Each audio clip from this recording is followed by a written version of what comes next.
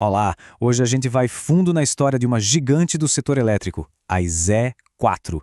E olha, é uma história fascinante de transformação estratégica, uma verdadeira corrida contra o tempo. Para começar, vamos direto ao ponto com a pergunta que define tudo isso.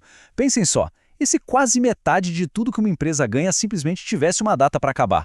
Pois é exatamente esse o tamanho do desafio que a ISA FX tem pela frente.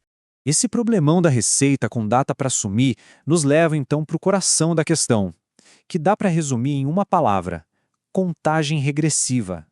A Isaiah 4 não está só tocando o negócio no dia a dia, não. Ela está, na verdade, numa luta contra um prazo final, que não dá para adiar. Ok, vamos entender isso melhor. Esse gráfico mostra de onde vem a grana. Tá vendo aquela fatia gigante ali, de 40%?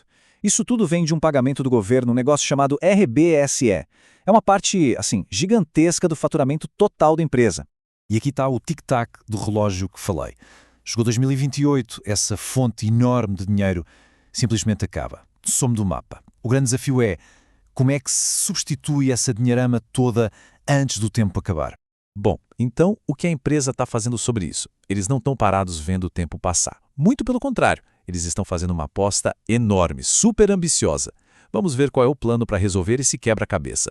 A estratégia, na verdade, é bem direta. Esse slide aqui mostra perfeitamente a jogada. É trocar uma coisa pela outra.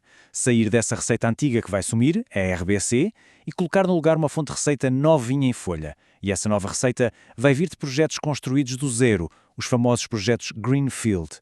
É uma substituição para equilibrar as contas.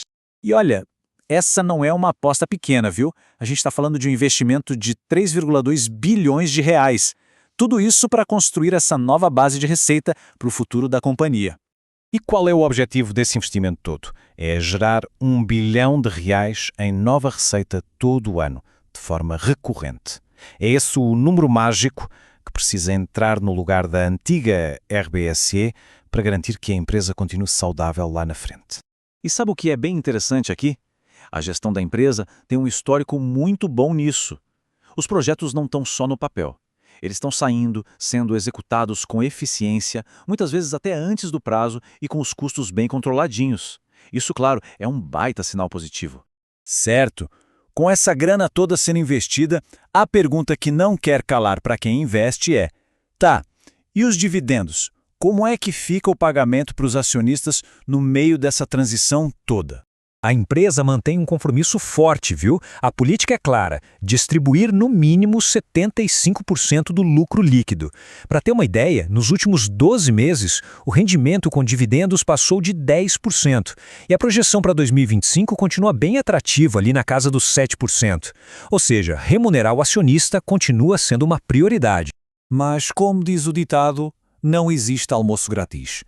Todo esse crescimento, essa transformação toda, tem um preço. E é aqui que a gente entra no principal conflito, no grande risco dessa história. Para a gente entender esse risco, a gente precisa falar de alavancagem. O que é isso?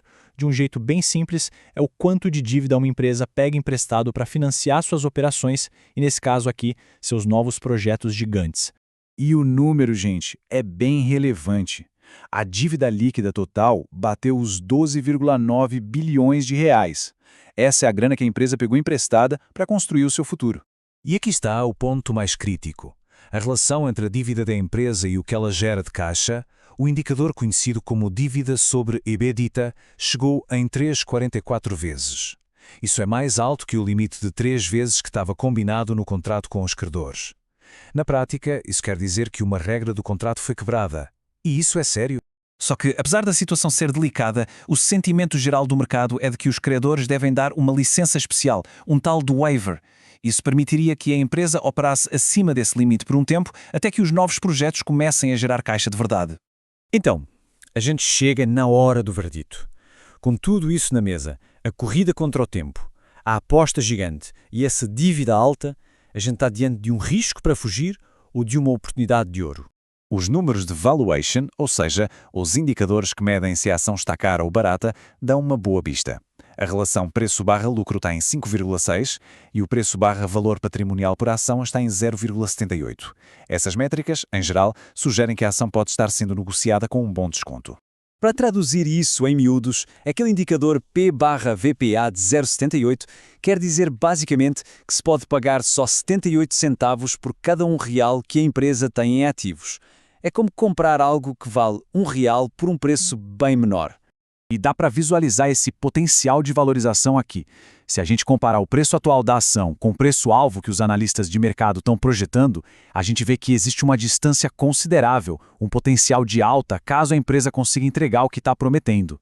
Então, no fim das contas, a conclusão aponta para uma tese bem interessante. O preço baixo de hoje parece ser um reflexo do medo do mercado.